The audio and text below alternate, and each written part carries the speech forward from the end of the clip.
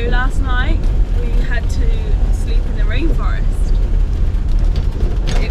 Whoa. We're just leaving now. Pretty cool. Woke up in the clouds.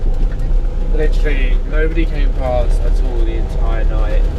We were left completely alone, like 20 kilometres into the wilderness of a rainforest. We arrived at about 3 PM yesterday.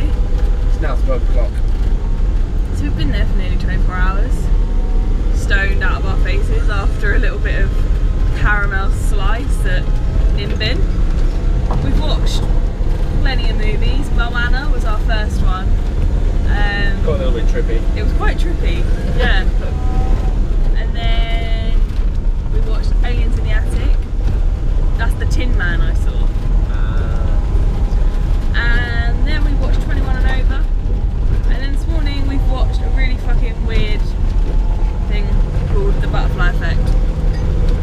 We've just literally eaten noodles and watched movies. We ate so much stuff.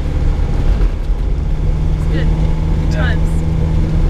So we're just leaving the rainforest now. Off to the Gold Coast.